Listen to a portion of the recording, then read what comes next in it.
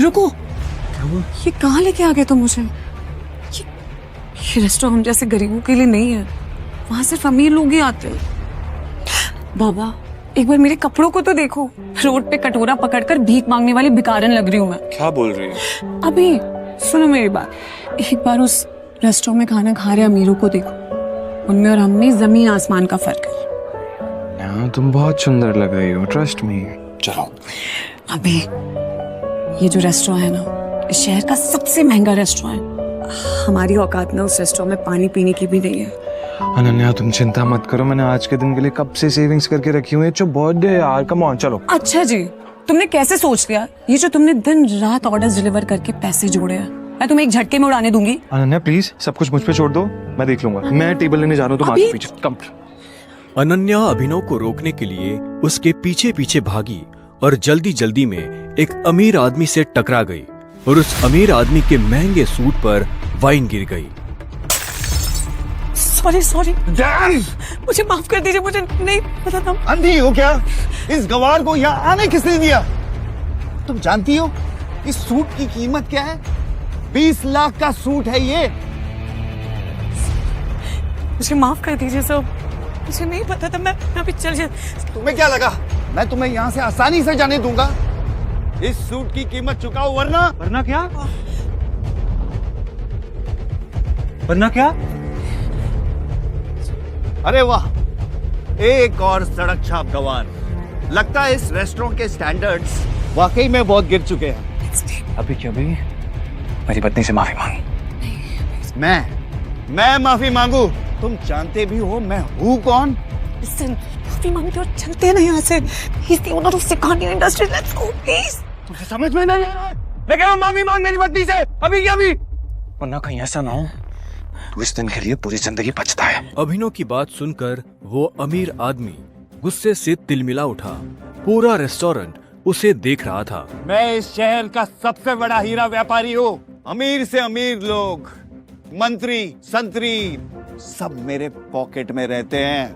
मैं चाहूँ ना चुटकी में तुम्हारा नामो निशान मिटा सकता हूँ। पर अगर मैंने चुटकी बजाते ही तेरे पूरे बिजनेस का नामो निशान गायब कर दिया तो? जब तक वो आदमी अभिनव की बात समझ पाता, अभिनव ने अपना फोन निकाला और किसी को एक मैसेज भेजा। अगले ही पल उस अमीर आदमी को एक कॉल आया और उसके पैरों तले जमीन खिसक गई। व्हाट? ये सब कैसे हो सकता है पापा?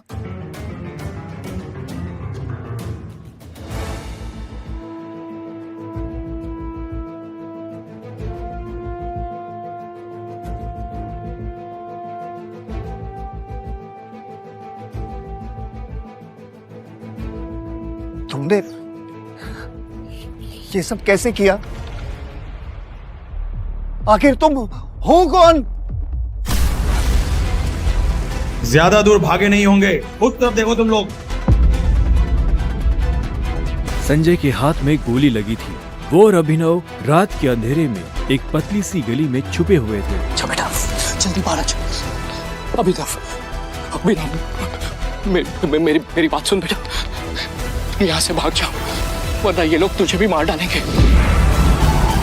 बाहर सड़क पर उनकी गाड़ी खड़ी थी और उसी गाड़ी के पास खड़ा था राणा, जिसने संजय को गोली मारी थी। नहीं पापा, मैं आपको छोड़ के नहीं जाऊंगा। जिद मत कर अभिनव।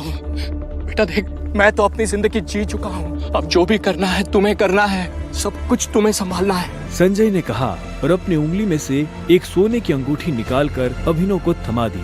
उस पर टी लिखा हुआ था। और एक बात हमेशा याद रखना, अपनी आखिरी सांस तक लड़ना है। Run tiger, run tiger, run. और अपनी बंदूक लेकर उन लोगों का सामना करने के लिए गली से बाहर निकल गए। संजय जैसे ही अपनी गाड़ी के पास पहुँचे तो राणा ने संजय पर बंदूक तान दी। टाइगर! अभिनव चिल्लाया और अचानक से उसकी नींद खुल गई। पसीने में तरबतर अभिनव अपने बिस्तर पर उठकर बैठ गया और गहरी सांसें लेने लगा। 18 साल, पिछले 18 सालों से ये सपना इसी तरह से अभिनव को परेशान कर रहा था। अभिनव ने पहले अपनी उंगली में पहनी उस अंगूठी को देखा और फिर बाथरूम की तरफ बढ़ने लगा। 18 साल की उम्र में उसने अपना खर्च खुद उठाना शुरू कर दिया था। उसकी जिंदगी में बस एक ही खुशी थी, उसकी गर्लफ्रेंड वैभवी। जब भी वो वैभवी को देखता तो अपने सारे दुख भूल जाता था और आज तो वैभवी का जन्मदिन था, इसलिए अभिनव जल्द से जल्द उससे मिलना चाहता था। अंकल ये केक कितने का है? 600 गए, और ये पेस्ट्री? वो 60 गए। एक दे दीजिए। Thank you. Thank you. कुछ देर के बाद जब वो वैभवी के घर के बाहर पहुंचा तो उसने देखा वहाँ काफी रंगीन लाइट्स जल रही थी और वहाँ से तेज म्यूजिक की आवाज आ रही थी। वैभवी, ये सब क्या है? ये कौन है वैभवी? देख नहीं रही है, डिलीवरी बॉय है। पर हम तो केक मंगवा चुके थे ना, फिर तूने ये पेस्ट्री क्यों मंगवाई? ओह, याद आया, ये तो वही डिलीवरी बॉय है ना जिसको तू डेट कर रही थी। ओह कम ऑन यार वैभवी, तेरा स्टैंडर्ड इतना गिर जाएगा मुझे नहीं पता था। Babe, happy birthday babe. Abhinav Deven को अच्छी तरह से जानता था। वो एक बड़े बाप का लड़का था और हर वक्त वैभवी के आसपास मंडराता रहता था। देवेन को यहाँ देखते ही अभिनव का दिमाग खराब हो गया। उसके हाथ में एक बड़ा सा गिफ्ट था, उसके आगे अभिनव के हाथ में लटकी पेस्ट्री की थैली कुछ भी नहीं लग रही थी। मैं तुमसे ब्रेकअप कर रही हूँ। और नहीं तो क्या, बेचारी कब तक तुझ जैसे गरीब के साथ ऐसी आधी पेस्ट्री खाती रहेगी। मत क्या सुनो, गरीब तो तुमने ठीक नहीं किया वैभवी। और अभिनव वहाँ से निकल गया। उसकी आंखों में आंसू थे और उसका दिल बुरी तरह टूट चुका था। हर घूंट के साथ उसकी आंखों के सामने वो दृश्य आ रहा था जिसमें देवेन वैभवी के गालों को चूम रहा था। उधर जब अभिनव सड़क पर बेहोश हो गया था तब इधर सनी सिंह अपनी गाड़ी में बैठा बेचैन हो रहा था। सनी सिंह की बहन अनन्या उसके गले का कांटा बन गई थी। सनी अपने दादा हरदेवपाल सिंह की नजर में आने के लिए और अनन्या को रास्ते से हटाने के लिए कुछ भी कर सकता था और आज वो अपनी गाड़ी में अपने आदमियों के साथ निकल पड़ा था अपनी बहन को सबक सिखाने के लिए।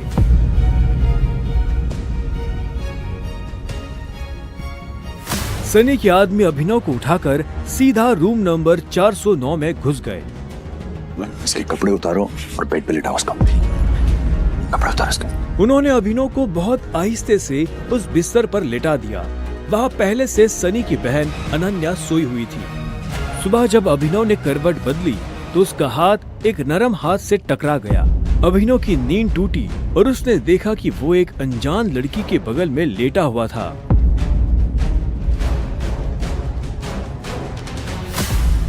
कौन हो तुम? तुम मेरे कमरे में क्या कर रहे हो? तुमने मेरे साथ क्या किया? वो भी इस हाल में? छी छी छी छी छी छी छी। शेम ऑन यू बहना। मुझे तो तुम्हारे पर हमेशा से डाउट था। कितनी बार मैंने दादाजी को समझाया, बोला, पर हर बार बोले मेरी अनन्या ऐसा नहीं कर सकती। लो, कर दिया तुम्हारी अनन्या ने ऐसा। अब पता है दादाजी को उनकी पोती की ये चल रही है इनका से लाइव टेलीकास्ट दिखाने के लिए मैंने उन्हें यहाँ बुला लिया। भाई मुझे नहीं पता, भरोसा करिए। क्या हुआ, कैसे हुआ? मैं जानती तक नहीं इस लड़के को, नहीं जानती भाई। मैं भी, और हम दोनों के बीच में कुछ भी नहीं हुआ। नहीं। इससे पहले कि अभिनव सफाई देता, अनन्या और सनी के दादा हरदेवपाल सिंह कमरे में पहुंच चुके थे।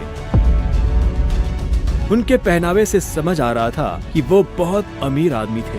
अनन्या को इस हाल में देख उनकी आंखें गुस्से में लाल हो गई थी।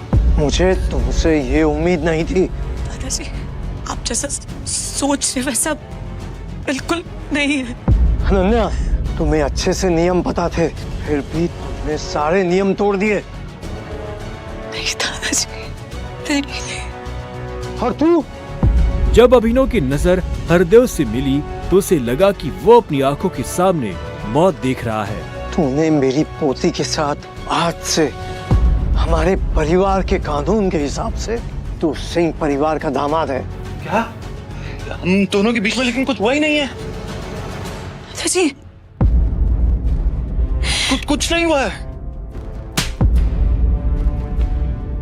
कुछ नहीं किया है ना तुम दोनों ने? तो क्या ये था?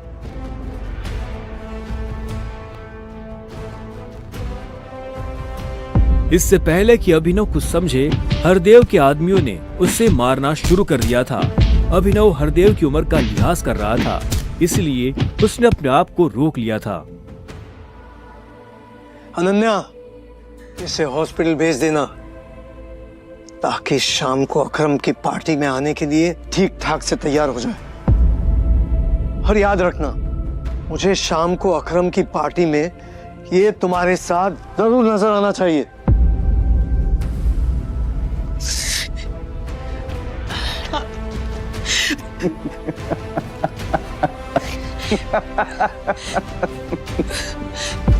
क्यों मेरी जिंदगी बर्बाद कर दी तुमने? क्यों?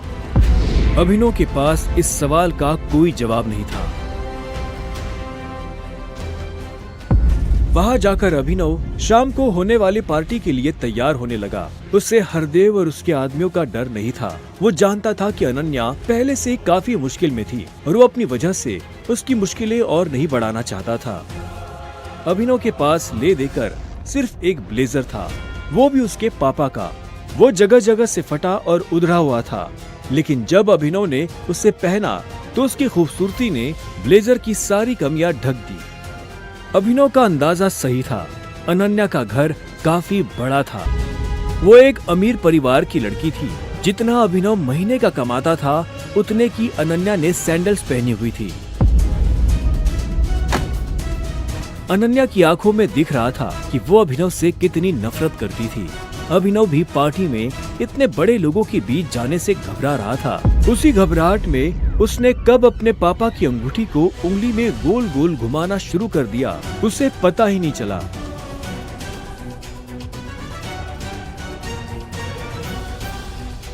इस अंगूठी को उतार दो प्लीज, बहुत गंदी लग रही। सॉरी, पर ये अंगूठी मेरा सब कुछ है।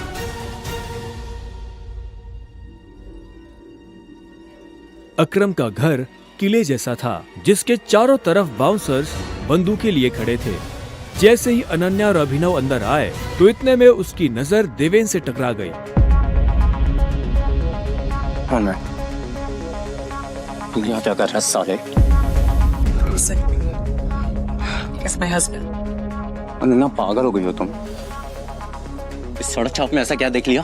किससे शादी कर ली? जुबान संभाल के बात कर। नहीं तो क्या कर लेगा तू? बोलना, क्या कर लेगा? देवेन भी तैश में आ गया। अभिनव उसके ऊपर हाथ उठाने ही वाला था। इतने में उन दोनों का झगड़ा देख पार्टी का ऑर्गेनाइजर अकरम वहां पहुंच चुका था। क्या हो रहा है यहाँ?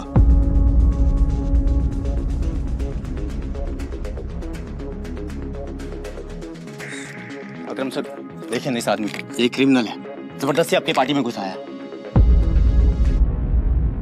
इधर आओ।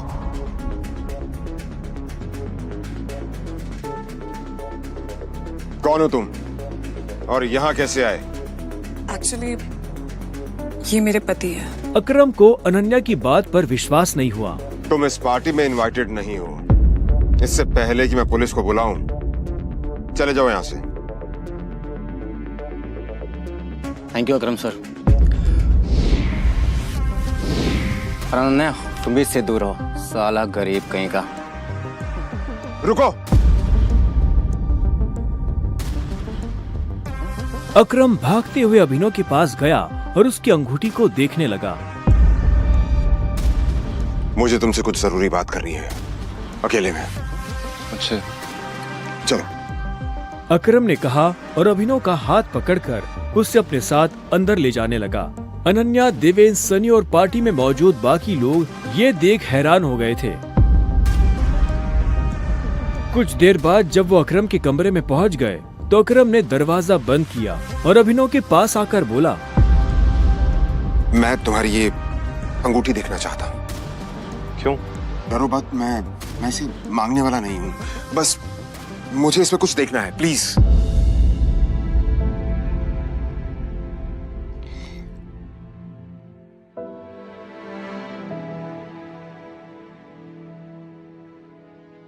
टाइगर,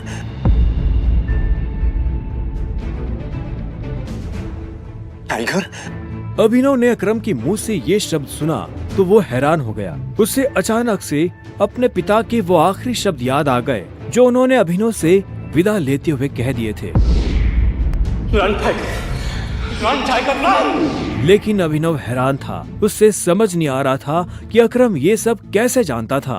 आखिरकार मैंने तुम्हें ढूंढ ही लिया टाइगर। टाइगर? हाँ, पिछले 18 सालों से मैं तुम्हें ढूंढने की कोशिश कर रहा हूं। तुम हमारे टाइगर हो, हमारी हजारों करोड़ों की एम्पायर के वारिस, जिसे हम 3 दोस्तों ने मिलकर शुरू किया था। मैं, तुम्हारे पापा संजय गढ़वाल और राणा अग्निहोत्री। वो देखो। इतना कहते ही अकरम ने दीवार पर टंगी एक तस्वीर की तरफ इशारा कर दिया जिसमें संजय, अकरम और राणा तीनों मौजूद थे। राणा को देख अभिनव को झटका लगा। उसकी आंखों के सामने वो सपना फिर से हरा हो गया जो वो हर सुबह देखकर उठता था। उस रात अभिनव के पिता को जिस आदमी ने गोली मारी थी वो राणा था। अभिनव की जिंदगी रातों रात पलट चुकी थी। उसके साथ जो हुआ उस पर उसे अभी तक यकीन नहीं हो रहा था। उसके हाथ में अपने पिता की तस्वीर थी, लेकिन उस तस्वीर में वो गुस्से से भरी निगाहों से राणा को देख रहा था। अगर उसका बस चलता तो वह अभी के अभी अपने पिता की मौत का बदला ले लेता। मैं तुमसे पूछना ही भूल गया, इतने सालों तक तुम थे कहां? कहां थे तुम? पापा के जाने के बाद मैं एक अनाथ आश्रम में पला बढ़ा। कई सालों के बाद वहां से निकला, काम करने लगा ताकि पढ़ाई के लिए पैसे जोड़ सकूं। लेकिन इस दौरान आप लोगों ने मुझे ढूंढा क्यों नहीं? टाइगर, ऐसा नहीं है कि मैंने तुम्हें ढूंढने की कोशिश नहीं की। जैसे कि मैंने तुम्हें बताया कि तुम्हारे पापा के जाने के बाद माफिया वर्ल्ड में अफरा तफरी मच गई थी। हम उसे भी संभाल रहे थे और तुम्हें भी ढूंढने की कोशिश कर रहे थे, लेकिन वक्त के साथ साथ तुम्हारा चेहरा भी बदल रहा था, इसलिए तुम्हें ढूंढने में बहुत मुश्किल हो रही थी। फिलहाल अब तुम मिल गए हो। अब तुम्हें देखकर मोंटी और बाकी सब लोग बहुत खुश होंगे। मोंटी का नाम सुनते ही अभिनव को गुस्सा आ गया था। मोंटी एक गद्दार का बेटा था। अभिनव ना तो उस गद्दार के बेटे से मिलना चाहता था और ना ही बात करना चाहता था। लेकिन पापा ने तो मुझे कभी इस माफिया ग्रुप के बारे में कुछ बताया ही नहीं। वो चाहते तो मुझे बता भी सकते थे। तब तुम बहुत छोटे थे, शायद इसीलिए संजय ने तुम्हें इन सब चीजों से दूर रखा। लेकिन मेरा यकीन मानो, मैंने तुम्हें ढूंढने की बहुत कोशिश की। अब तुम मिल गए हो तो मुरझाया हुआ द माफिया किंग फिर से जिंदा हो जाएगा। चीयर्स। अभिनव के मन में कई सारे सवाल उठ रहे थे। उसे समझ नहीं आ रहा था कि राणा का राज अकरम और बाकी लोगों को पता क्यों नहीं चला और क्यों एक गद्दार का बेटा अभिनव की गद्दी पर बैठा हुआ था। इससे पहले कि अभिनव अपने आप को कोई जवाब दे पाता, अकरम उसके पास आया और उसने अभिनव को 50 करोड़ रुपए का एक चेक थमा दिया। ये लो, इसे रख लो। जब तक तुम टाइगर की पोजीशन नहीं पा लेते तब तक तुम्हें इसकी जरूरत पड़ेगी। अभिनव ने अकरम के हाथ से चेक लिया और उसे देखने लगा। उसकी जिंदगी पलट तो गई थी, लेकिन अभी भी ऐसे कई सवाल थे जिनके जवाब उसे नहीं मिले थे। एक बात और, तुम्हारी असली पहचान के बारे में फिलहाल किसी को कुछ पता नहीं लगना चाहिए। इसलिए अभी तक जैसे जीते आए थे वैसे ही जीते रहना, समझे? अभिनव ने हाँ में सिर हिलाया और दोनों कमरे से बाहर आ गए। इधर अनन्या चिंता भरी निगाहों से उस कमरे के दरवाजे को देख रही थी जिसमें अभिनव और अकरम थे। वो ये जानने के लिए बेताब थी कि उन दोनों के बीच अंदर क्या बात हो रही थी और अभिनव को आने में इतनी देर क्यों लग रही थी। लगता है आज अभिनव अपनी दवा चखेगा। ऐसे कितने दुख की बात है ना, शादी के बाद बेचारा ऐश करने से पहले ही मर जाएगा। ये सुन अनन्या को झटका लगा। वो जानती थी कि अकरम के लिए किसी को मारना कोई बड़ी बात नहीं थी। अकरम सर जैसे गटर के चूहों को बर्दाश्त नहीं करते हैं, साफ कर देते हैं। देखना ये भी नहीं बचेगा। इसे कहते हैं शादी करके मर गया, वो बात सच हो जाएगी। अनन्या को ये सुनकर बुरा लगा। कोई इंसान किसी दूसरे इंसान की मौत पर खुश कैसे हो सकता था? प्लीज एटलीस्ट उसके बारे में इस तरह से बात तो मत करो। तो कैसी बातें करें? जिसके जैसे लक्षण होते हैं ना, उसके बारे में वैसी ही बातें होंगी। देवेन सही कह रही है वो, बिल्कुल ठीक कह रही हो। हमें उसके बारे में ऐसे बात नहीं करनी चाहिए। वैसे भी मेरे दादाजी ने कहा था कि मरे हुए लोगों के बारे में ना गलत बात नहीं करनी चाहिए।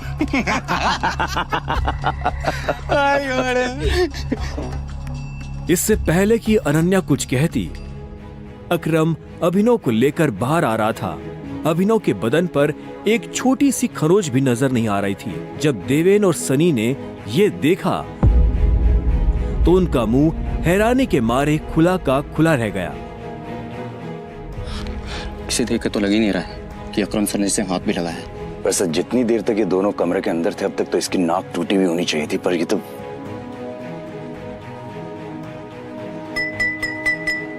लेडीज एंड जेंटलमैन, मैं आप सबको किसी से मिलवाना चाहता हूं। ये अभिनव, मेरे सबसे पुराने ड्राइवर का बेटा, मेरे लिए बहुत अजीज है ये। अकरम ने जैसे ही अभिनव का सबसे परिचय करवाया तो देवेन और सनी खुश हो गए, लेकिन अनन्या को यह सुनकर झटका लगा। Enjoy the party please. इतने में अकरम ने कहा और अभिनव को अकेला छोड़ बाकी लोगों से मिलने के लिए निकल गया। देवेन और सनी को अभी तक समझ नहीं आ रहा था कि अकरम अभिनव को इतना भाव क्यों दे रहा था। अभिनव को इस बात से कोई लेना देना नहीं था कि सनी और देवेन उसके बारे में क्या सोच रहे थे। उसकी आंखों के सामने बस रह रहकर अपने पिता की शक्ल आ रही थी। उसे वो रात याद आ रही थी जिस रात को राणा ने संजय को गोली मारी थी। अभिनव को ये भी याद आया कि उसे खुद भी गोली लगी थी, लेकिन उसकी किस्मत अच्छी होने की वजह से वो बच गया था।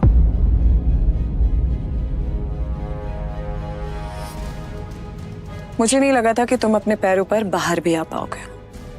अच्छा, तुम्हें मेरी इतनी चिंता हो रही थी? ओ प्लीज, मुझे चिंता नहीं हो रही थी, बस तुम्हें तो अपनी चिंता होनी चाहिए ना। अगर जिंदा रहना चाहते हो तो थोड़ा बच कर रहो। अकरम सर ने तेरे से अंदर क्या बात की बता। उन्होंने मुझसे कहा कि अगर देवेन जैसा गधा तुझसे सवाल पूछे तो उसे जवाब मत देना। देवेन ने उसे गाली दी, लेकिन अभिनव पर उसका कोई असर नहीं हुआ। उसके दिमाग में इस वक्त पहले से ही कई जरूरी चीजें घूम रही थी। इसके बाद पूरी पार्टी के दौरान अनन्या ने अभिनव से कोई बात नहीं की। मेरा घर यहाँ से पास में है, वहीं ले लो। तुमने सोच भी कैसे लिया कि मैं तुम्हारे साथ तुम्हारे घर आ रही हूँ? तुम्हारी हालत ऐसी है तो पता नहीं तुम्हारी घर की हालत कैसी होगी। तुम मेरी पत्नी हो, मेरे साथ नहीं रहोगी तो किसके साथ रहोगी? सुनो, अपनी ये 2 कौड़ी का लॉजिक ना अपनी जेब में रखो। पहले तुम मुझे ये बताओ, तुम मेरे बिस्तर में कैसे आए? ये सवाल तो मैं भी तुमसे पूछना चाहता हूँ। अच्छी बात है, लेकिन मैं तुम्हारे साथ तुम्हारे घर रहने नहीं आ रही हूँ, मैं अपने घर जा रही हूँ, ठीक है?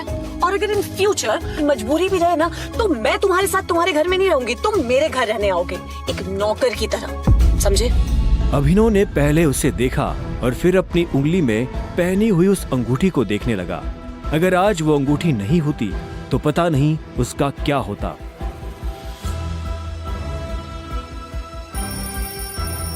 अगली सुबह जब अभिनव का अलार्म बजा तब वो फिर से वही सपना देख रहा था। अलार्म की आवाज सुन वो झटके से उठा और अपने बिस्तर पर बैठ गया। उसने उठते ही मन ही मन सबसे पहले अकरम को धन्यवाद दिया, जिसने उसके पिता की कंपनी को इतने सालों बाद भी जिंदा रखा, लेकिन साथ ही उसे अपने पिता को खोने का मलाल भी था। इसी ख्याल के साथ अभिनव बिस्तर से उठा और अपने काम पर जाने के लिए तैयार होने लगा। अकरम के हिसाब से उसकी डिलीवरी बॉय की जॉब उससे अपनी पहचान छुपाने में काफी मदद कर सकती थी। अभिनव ने अपनी जेब में अकरम का दिया हुआ चेक डाला और घर से निकल गया।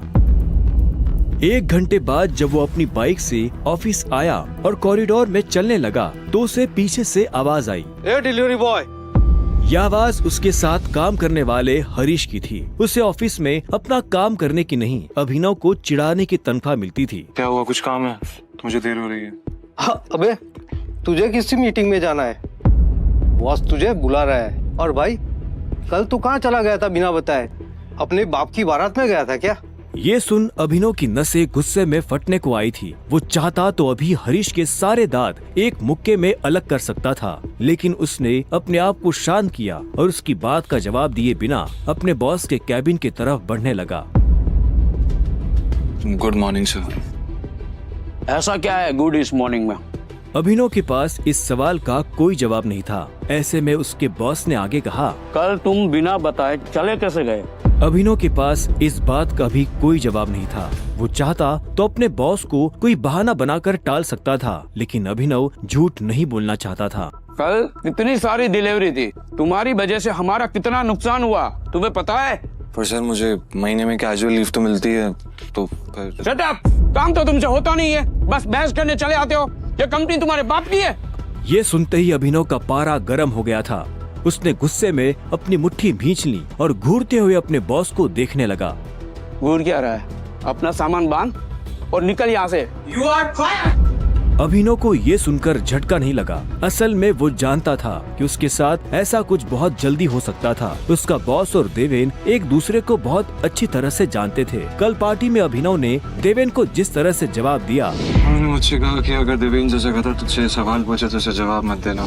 उससे उसे समझ आ गया था कि आज नहीं तो कल ये होकर रहेगा। ठीक है कोई बात नहीं, मैं चला जाता हूँ। जो मैंने पूरा महीना काम किया है उसकी सैलरी दे दीजिए। सैलरी? तेरी वजह से हमारा जो नुकसान हुआ उसकी भरपाई अगर मैं तेरी सैलरी से भी करूँ ना, तो भी तुम्हें अपनी जेब से 10,000 रुपए देने पड़ेगी। शुक्र मना कि वो मैं तुझसे नहीं मांग रहा, इसलिए चुपचाप निकल यहाँ से। क्या बोल रहे हो सर आप? क्या मेरे एक दिन आने में आपका 25,000 का नुकसान हो गया? मैं तब तक यहाँ से नहीं जाऊंगा जब तक मुझे मेरी सैलरी नहीं मिल जाएगी। सैलरी दीजिए। सैलरी? रुक, अभी देता हूँ तुझे तेरी सैलरी। उसके बॉस ने कहा और टेबल पर रखी घंटी बजा दी। अगले ही पल कमरे का दरवाजा खुला और 4 बाउंसर अंदर घुस आए। उठाकर बाहर पटको साले को।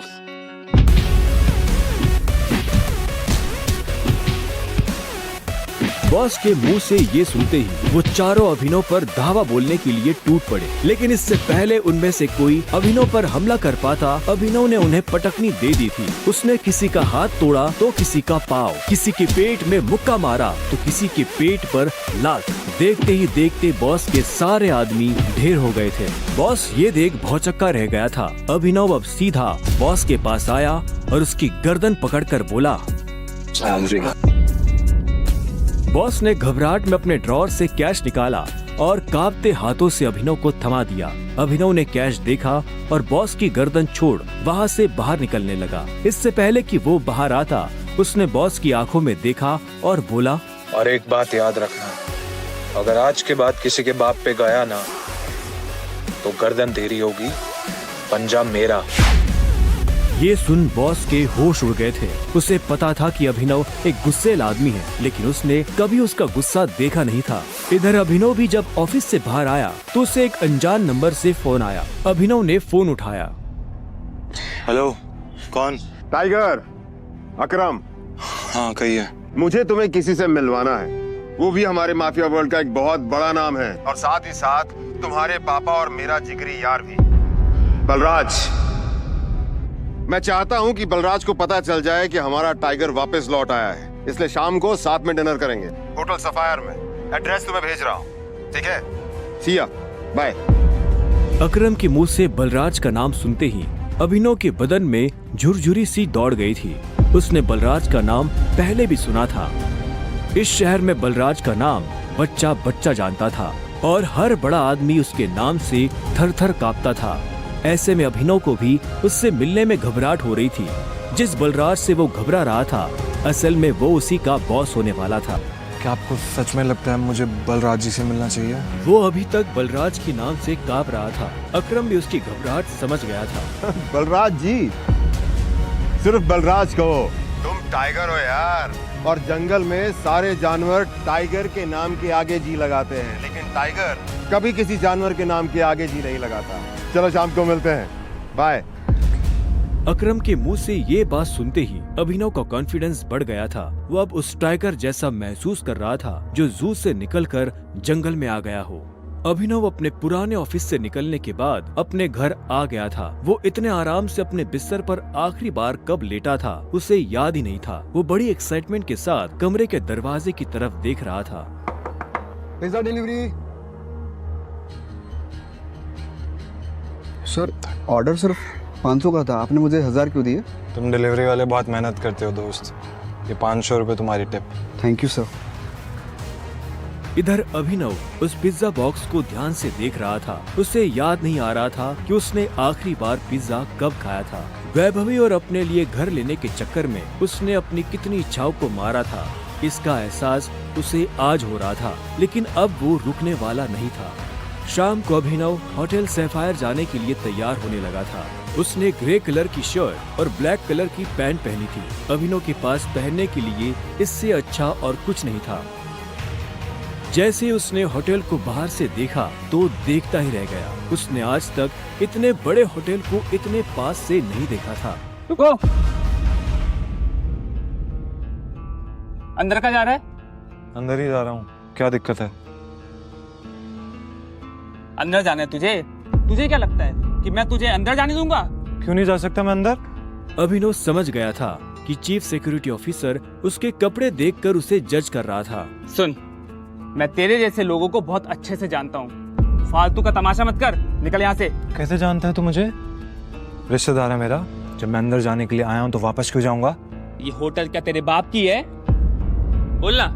ये सुनते ही अभिनव का माथा गर्म हो गया, लेकिन उसने गुस्से में कुछ नहीं किया। वो शांत रहा ताकि लोगों का ध्यान उसकी तरफ ना जाए। अभिनव 2 कदम पीछे हटा और उसने फोन निकालकर अकरम को फोन मिला दिया।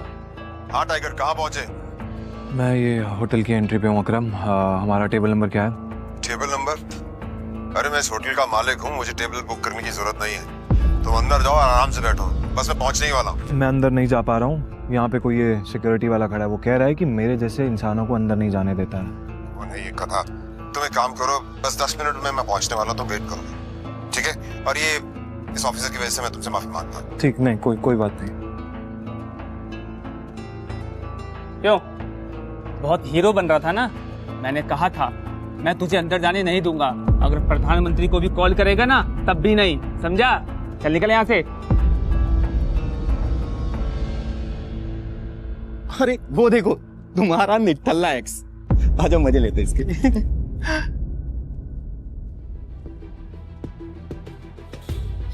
इसे मैंने अपना बॉयफ्रेंड कभी माना ही नहीं।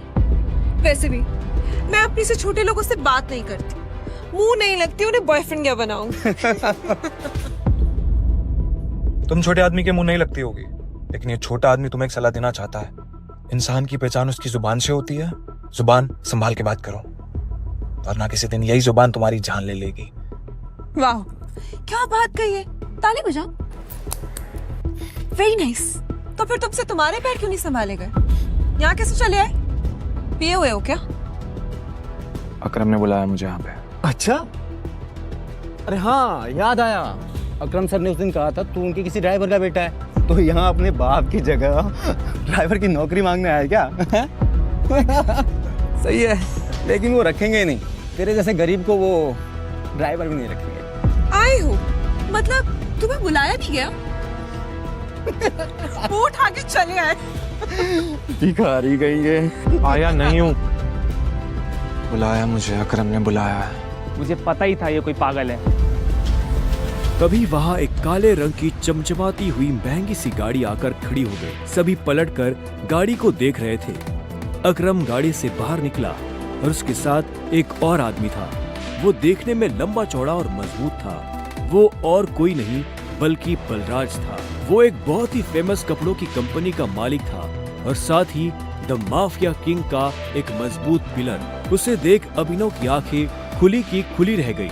उसने बलराज के बारे में सुना था। क्या आपको सच में लगता है मुझे बलराज जी से मिलना चाहिए? उसे तस्वीरों में देखा था, लेकिन तस्वीरों में देखने और सामने से देखने में जमीन आसमान का अंतर नजर आ रहा था।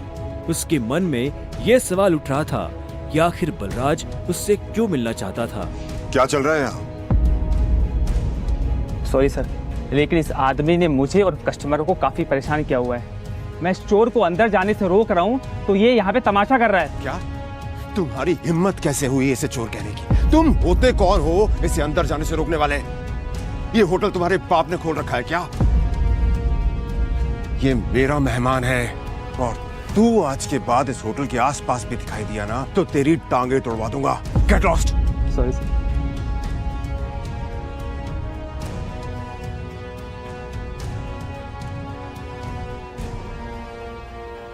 I'm sorry टाइगर, इस बेवकूफ की वजह से। नहीं, असल में तो छोटा आदमी का दुश्मन बना हुआ है आज भी। आओ चलो।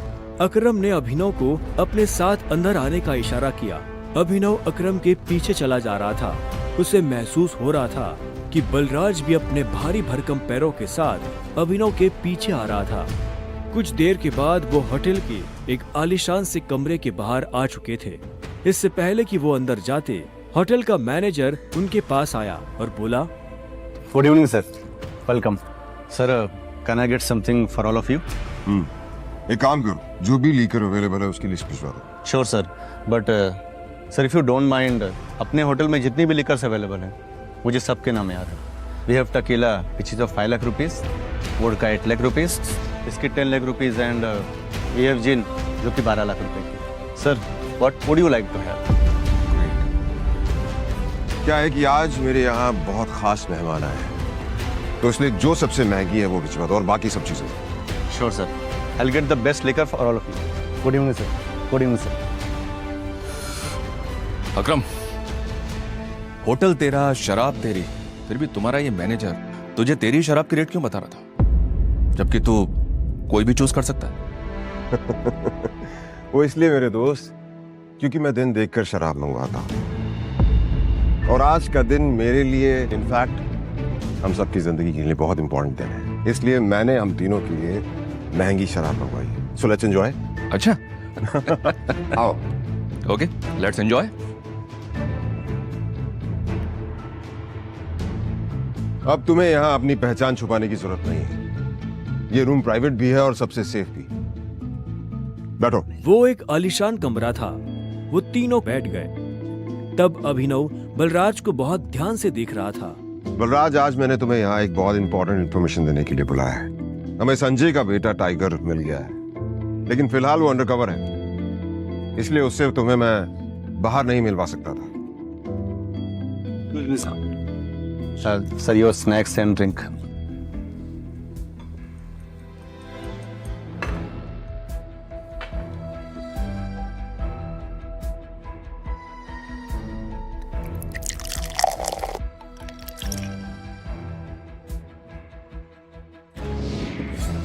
Sir Sure. Cheers. Cheers.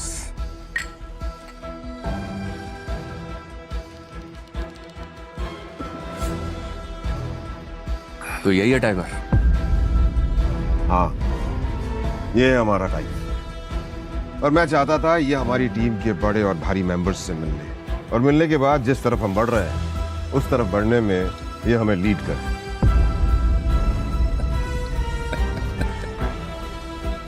माफ करना दोस्त, पर मुझे थोड़ी हंसी आ रही। वो क्या है ना, सब कुछ तो तू ही बोल रहा है। हमारा ये टाइगर गूंगा है क्या? हाँ? बलराज, तुम्हें टाइगर के बारे में इस तरह से बात नहीं करनी चाहिए। माफ करना दोस्त, माफ करना। बोलना अच्छी लगी मुझे तुम्हारी। अच्छा,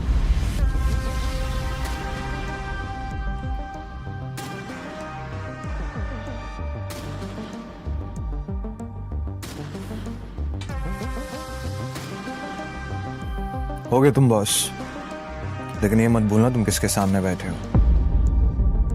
टाइगर हूं मैं। टाइगर ना ही चुप रहता है, ना ही धीरे बोलता है। टाइगर सीधा धाड़ता है।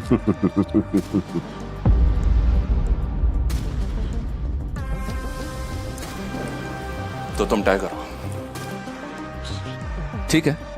तो टाइगर ये बताओ, इतने सालों से कहां थे तुम? अब ऐसा तो नहीं हो सकता ना कि इतने सालों के बाद तुम हमारे सर पे आके बैठ जाओ और हम मान लेंगे कि तुम टाइगर हो। मजाक तो नहीं हो रहा है यहाँ? क्यों अकरम, सही कहा ना? और जिस गति की तुम बात कर रहे हो ना, उसको लिया नहीं जाता, कमाया जाता है। आई बात समझ में? अच्छे से जानता हूँ, छीनना मेरे खून में भी नहीं है।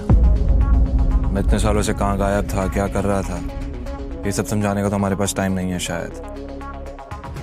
और रही बात कि मैं टाइगर हूं या नहीं हूं, ठीक है, तुम तरीका बताओ, साबित कर दूंगा। शाबाश, ये हुई ना बात। अकरम ने मुस्कुराते हुए अभिनव को देखा। उसकी आंखों में अभिनव के लिए गर्व की भावना झलक रही थी। उसने जितना सोचा था, अभिनव उससे भी खूंखार था, लेकिन बलराज के माथे पर शिकन बरकरार थी। उसकी आंखों से पता चल रहा था कि वो इतनी जल्दी अभिनव को टाइगर नहीं मानने वाला था। वैसे भी पूरे ग्रुप में अगर बलराज किसी चीज के लिए जाना जाता था तो वो थी उसकी जिद। वो इस बात को नहीं पचा सकता था कि कल को एक बच्चा उसके सर पर बैठकर राज करे। सिर्फ अकरम की शाबाशी से काम नहीं चलेगा प्यारे, पर मैंने अभी एक्सेप्ट नहीं किया है कि तुम टाइगर हो। तुमने कहा कि तुम साबित कर सकते हो कि तुम टाइगर हो, तो ठीक है, मैं तुम्हें चैलेंज देना चाहता हूं। ये क्या कह रहे हो तुम? Relax Akram, relax. Let's fight, लड़ते हैं। अगर तुम जीते तो हम मान लेंगे कि तुम टाइगर हो, लेकिन अगर तुम हारे तो हमसे कुछ पैसे लेना और गुड़गांव से कहीं बहुत दूर जाकर सेटल हो जाना। बलराज, क्या कह रहे हो तुम? ये सही नहीं है।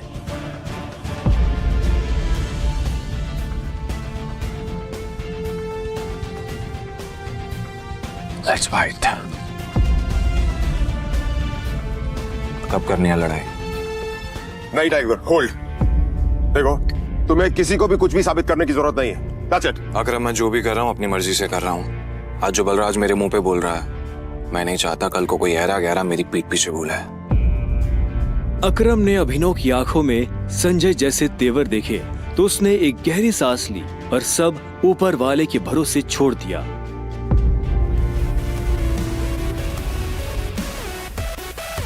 लगभग 1 घंटे के बाद बलराज अभिनव और अकरम के साथ अपनी प्राइवेट एरेना में आ गया था। ये वही एरेना थी जहां पर बलराज अक्सर लड़ाई किया करता था। उस बड़ी सी एरेना में उन तीनों के अलावा और कोई नहीं था। एक बार फिर सोचो, मैं आज तक इस रिंग में हारा नहीं हूं। तुम इस रिंग में आज तक इसलिए नहीं हारे हो बलराज, क्योंकि तुम्हारा सामना आज से पहले संजय के बेटे टाइगर से नहीं हुआ था। तो अकरम मियां, किस पर दांव लगाओगे?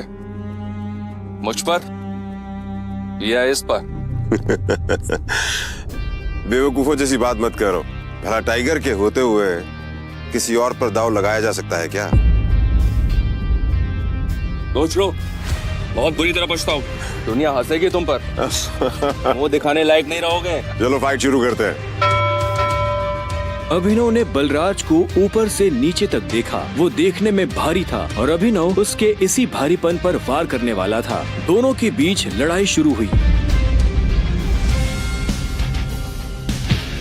उसने जैसे ही अभिनव पर पहला मुक्का मारा तो अभिनव एक बार को सन्न रह गया। और एक बात हमेशा याद, अपनी आखिरी सांस तक लड़ना है। समझ गया ना टाइगर? ये किसको लेकर आ गए? ये हम पे राज करेगा? हाँ, मैंने कहा था ना कि कोई भी हमारे सर पे आकर बैठ जाएगा और बोलेगा कि मैं टाइगर हूं, और हम मान लेंगे? बिल्कुल नहीं। उसका मुक्का अभिनव की नाक तोड़ता। उससे पहले ही अभिनव को होश आ गया और उसने अपना सर नीचे झुका लिया। बलराज का मुक्का खाली गया और वो पलटकर अभिनव को देखने लगा। अभिनव गंभीर था। उसे याद आ रहा था कि बचपन से ही उसके पिता संजय ने उसे लड़ना सिखाया था। बलराज को इस बार गुस्सा आया। वो फिर से तेजी से अभिनव की तरफ बढ़ा और अभिनव ने झुक करके उसके पैर पर लात मार दी। बलराज अपने आप को संभाल नहीं पाया। अरे बलराज, सरेंडर कर दो, क्यों अपना रिकॉर्ड खराब कर रहे हो? मैं बाहर किसी से नहीं कहूंगा कि तुम टाइगर से हार गए। बलराज एक के बाद एक अभिनव पर मुक्के बरसाना शुरू कर दिए। अभिनव ने अपने आप को उसके मुक्कों से बचाया।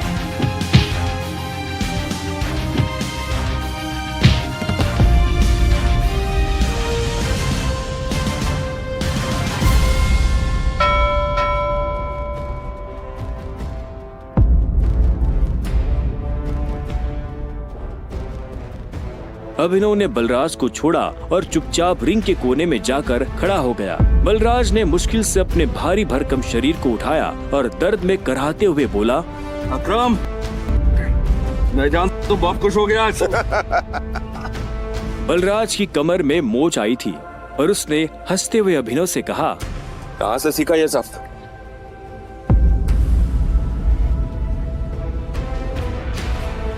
जरा पियोगे मेरे साथ? आज की पार्टी मेरी तरफ से। बलराज, ऐसे नहीं कहते, ऐसे कहते हैं कि टाइगर जी, क्या आप मेरे साथ शराब पिएंगे, पार्टी करेंगे? इस तरह। टाइगर जी, क्या आप आज मेरे साथ शराब पीना पसंद करेंगे, पार्टी करेंगे? हाँ, ओके? राइट। क्यों नहीं?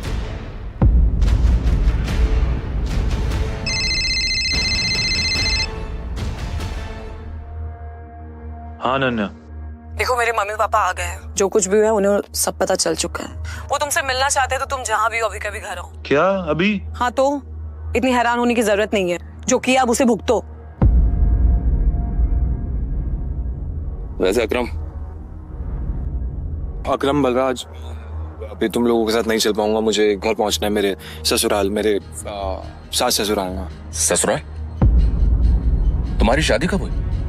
लंबी कहानी है, कभी और बताऊंगा। सब ठीक तो है ना? हमें मोंटी को बुलाकर बता देना चाहिए कि नहीं बलराज, अभी फिलहाल इसकी असली पहचान किसी के बारे में पता नहीं चलना चाहिए, और किसी को पता नहीं चलना चाहिए कि टाइगर लौट आया है। ठीक है? मोंटी जो कर रहा है उसे करने दो। चलो मैं निकलता हूँ, और अकरम तुम्हें याद है ना मुझे वो नई नौकरी के लिए। डोंट वरी, तुम्हारा काम हो जाएगा। ये सुन अभिनव ने अकरम और बलराज से हाथ मिलाया और वो बाहर आ गया। उसने अपने जाने के लिए एक कैब बुक कर ली थी।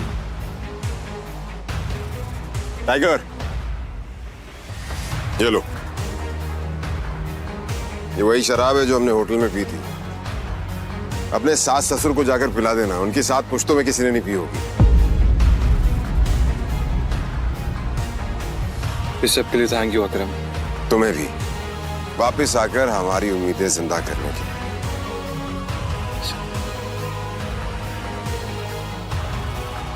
अब आजा, कि अंदर रिंग में ही रहेगा। कुछ देर के बाद गाड़ी अनन्या के घर के बाहर आकर रुकी। अभिनव नीचे उतरा और गहरी सांसें लेते हुए घर के अंदर पहुंच गया।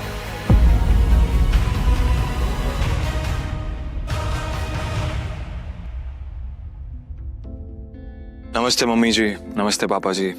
ये मैं आप लोगों के लिए लेकर आया था। अरे वाह, क्या बात है, बहुत एक्सपेंसिव है यार। हैं?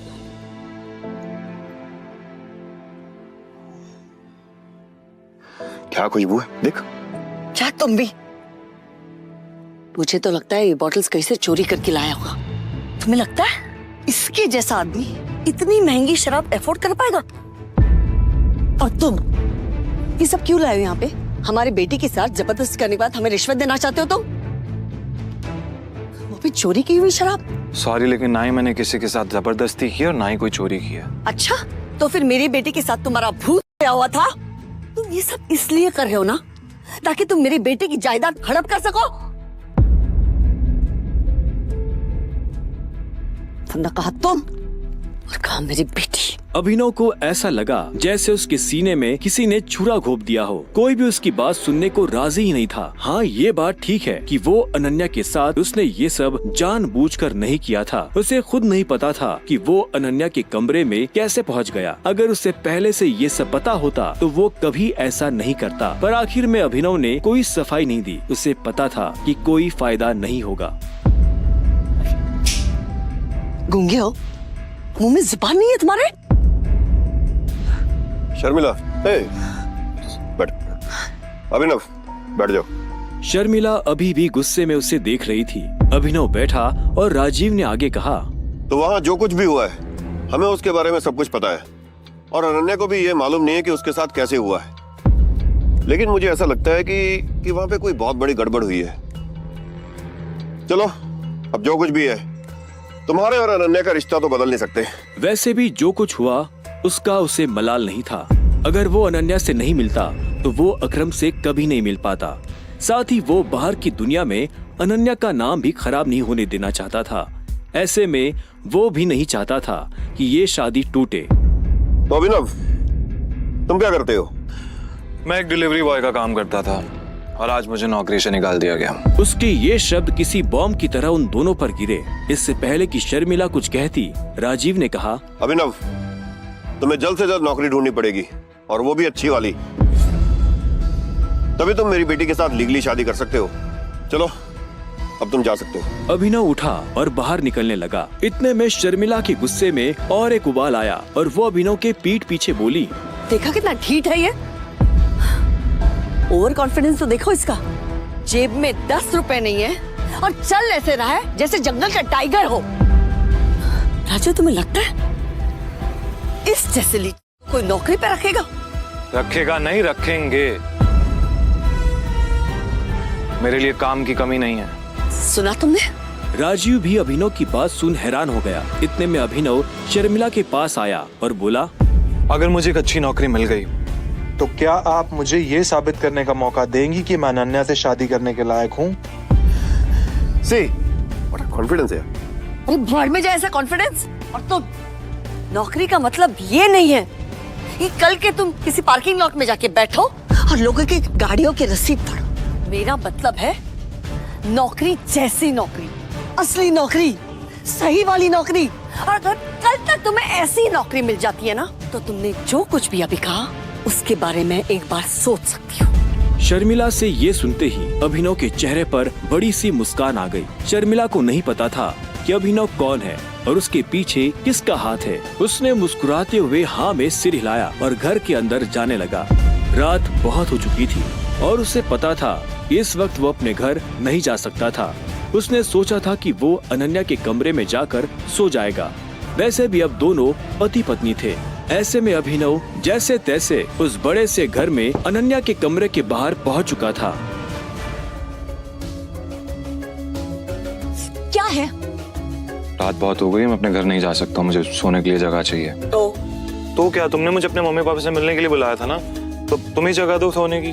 हेलो, तुम्हें क्या लगता है मैं फिर से तुम्हें अपने कमरे में आने दूंगी? तो मैं और कहाँ जाऊंगा?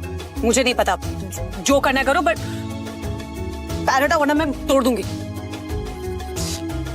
अभिनव पहले तो नहीं डरा, पर जब दरवाजा उसके पैर को छूने ही वाला था कि उसने अपना पैर पीछे खींच लिया। अनन्या ने दरवाजा बंद किया और दूसरी तरफ से चिल्लाते हुए बोली, Hi, this is Dare to Do Motivation. Welcome to this meditational video. Close your eyes, relax.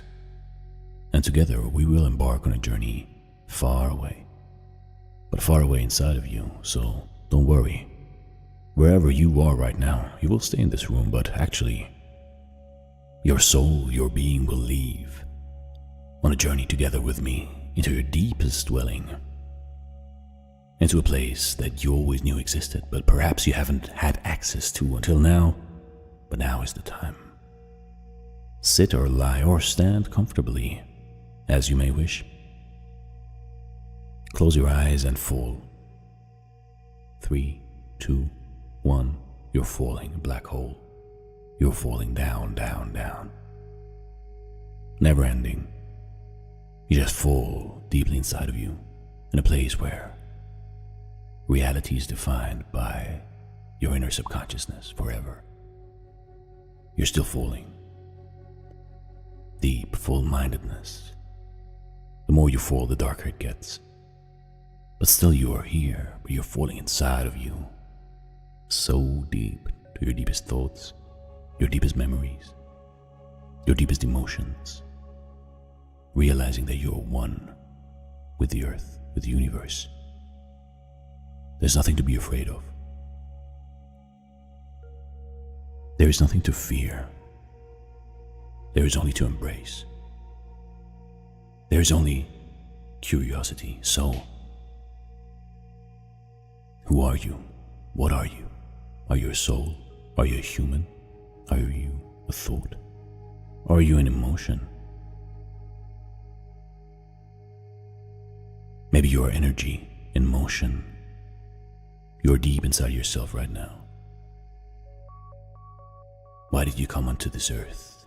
Why were you born in this body? You have limited time only, remember. Everything will pass. This too shall pass. In your limited time here on earth, what is it that you want to accomplish, or that you desire, or that you want to feel or express? Remember why you came here in the first place, at this time, in this body, in this country or city where you live or where you were born. Why? What did you want to experience? What do you want to experience now? You can experience everything that you want in your life because knoweth X plus Y is Z. X is you in this dark hole right now. Z is the current state where you are in the world. And Y is the Y. So if we know X now and Z, then we know the Y. And this Y is your thinking, your feeling, your outlooks on life. Is the glass half full or half empty? Do you get up after an defeat, or do you stay down and cry? Do you smile, or do you walk around with a face that no one wants to look around, that no one wants to look at every day? Be optimistic and positive, and know that deep inside of you, you are in this darkness which is so dark that it is light again. And all these emotions and feelings don't exist here. It is just pure being, pure energy. And use this energy. Use it for whatever you want, for whatever you want to be, for whatever the why should be. So you can achieve the Z that you want in your life, and you can experience anything that you want in your life. But what do you want? What kind of person do you want to be? What kind of life do you want to live? Do you care about anything? Do you care about relationships? Do you care about money, health? Do you care about where you are in life? Do you care about where you live? In a shack or in a mansion? On a farm? Or in a skyscraper? Does it matter to you? Does it matter to you if you're poor, dirt poor, or if you're the richest person in the world? Does it make a difference to you how you feel? Does it matter to you if everyone loves you, if your family loves you, if the world loves you, or if no one wants to have anything to do with you, if the world hates you? Does it make a difference for you? All these factors you should consider for what you want in your life. Cleanse yourself of all the thoughts that were put in your mind by all the conversations that you've had, by all the videos you've watched in your life, by all the social media interactions you have had. What are your thoughts that you had back in that black, lightning hole of being? You are this energy. Never forget your power. We are so deep within right now, in yourself, that you know, you just know that it is the reality. Maybe you forgot, but now you know again. And you find yourself in this place. And time has no meaning in this place. It is just a foil. You are here, being. Of course, in the real world, when you open your eyes, when you get back from this journey, time is very much real. And time passes so fast. One day you will wake up, or you won't wake up, and your life is over. That was your experience in this body, in this time. time. And that was that. What comes before or after, who knows? So live how you want to live and don't be afraid. Express yourself at all times. You are this power, energy-given power. You are still falling. The falling never stops. You're still falling in a place where time doesn't exist. Just a pure energy field. Beautiful. Magical. You feel the warmth. You feel the serenity. You feel that everything you need is pure oneness and nothingness at the same time. You're so deep within yourself right now. Fall in love with this place, because this is the place where you draw your strength from and where you can always return. When you feel overwhelmed in the world, don't let nothing overwhelm you. You have the power. You are the master of your ship. Set your sails and sail towards the Y. Sail towards the Z and become the Y.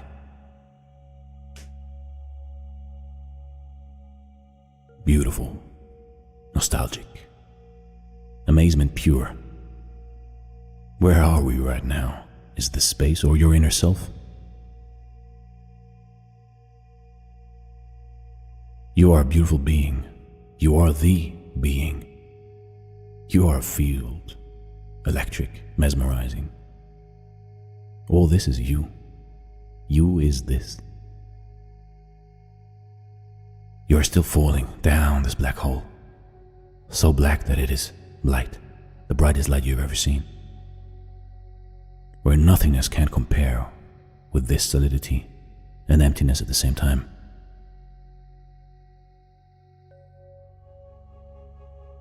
You feel refreshed now, don't you?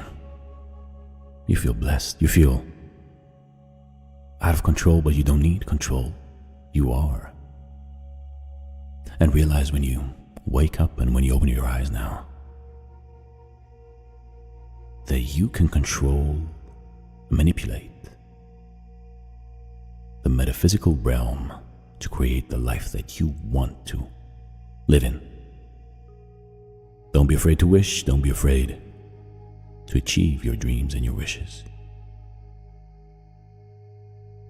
Don't be afraid to break free of your shackles of being a mind slave to all this around you, to the people around you, to the corporations around you, to the media around you. Remember how life was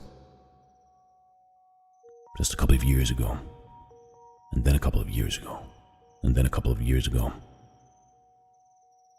Stay true to this inner being that is you, that you want to be, that you are. Have this emotional stability in your life that stops you from derailing, from becoming something that you don't want to become, or landing in a place where you don't want to land.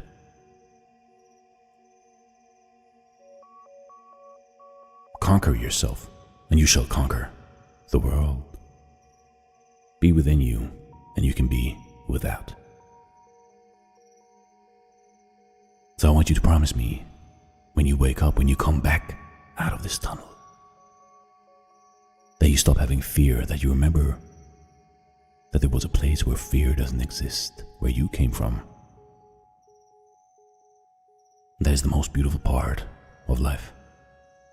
This light that we carry within us, that is so pure, so solid. Nothing can penetrate that. It is deep within you. You can never lose it. You can just forget that it is there. But now you know. With this meditation, you found the way back to this purity, to this thing that is you, this deepness, this light, this darkness. You are in this field right now.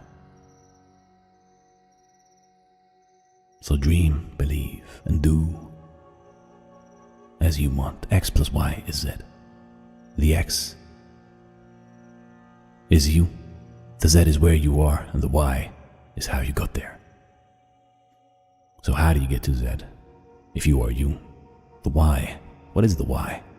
If the Z is a place where you don't want to be, what is the why?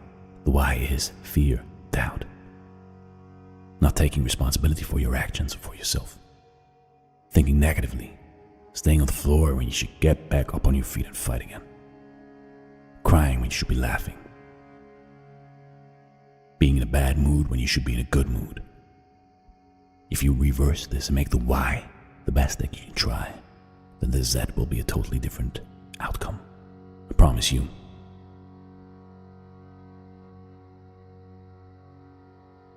We're still falling down this black hole. You're so deep inside of you that nothing can describe this beauty. You're deeper than the deepest floor of the ocean, than the Mariana Trench.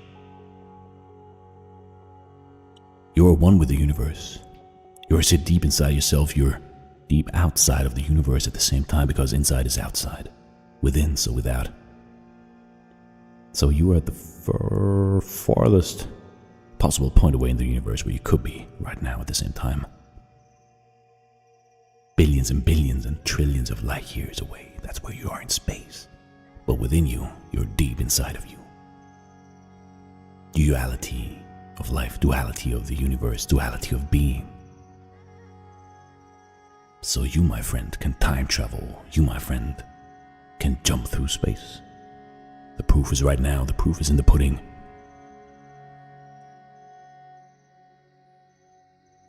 So feel at ease. Feel nonchalantly clarity. Feel happy. Feel amazed.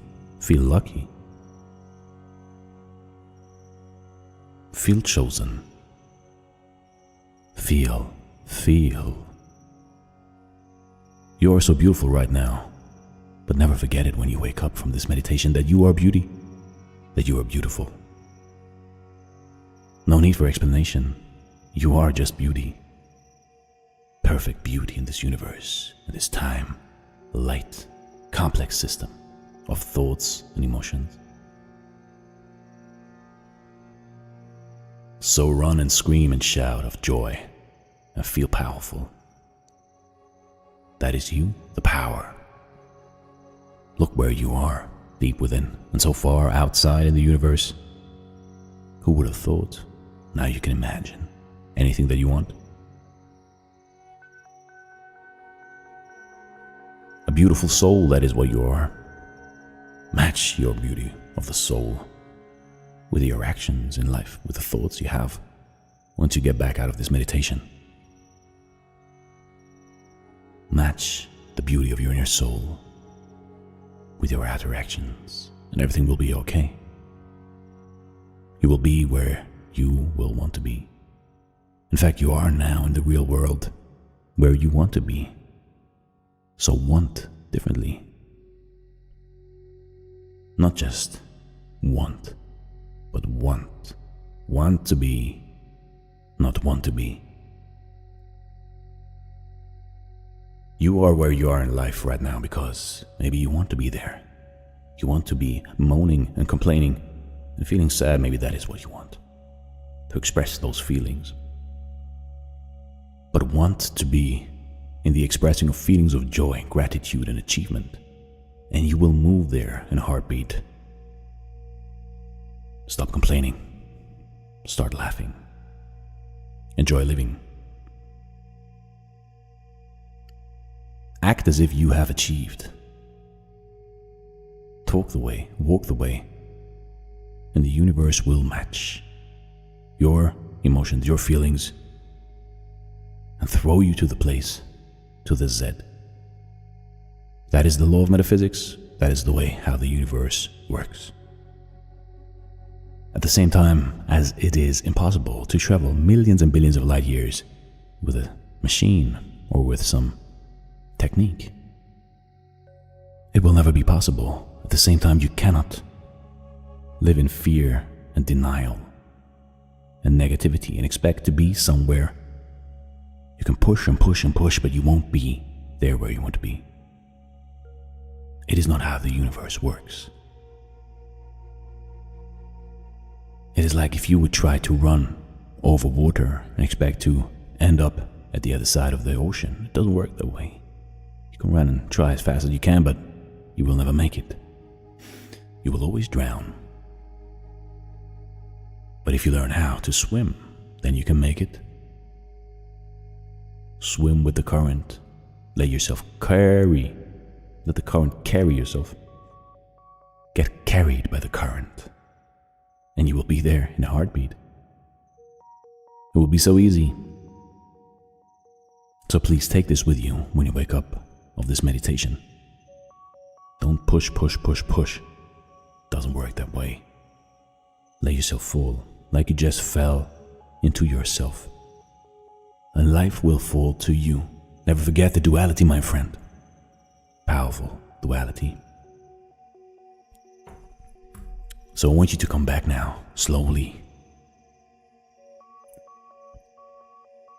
But you don't have to do anything because we're just reversing the direction. So you keep falling, but now you're falling back again. Back into your current life that you live under your name, under your occupation, under your gender, under your address. You're coming back to this life now. Fast. Poof. Open your eyes. Back here again. Yes. A short but powerful journey, and now you know what you need to do. Feel blessed. Feel thankful. You are the greatest energy that life can imagine.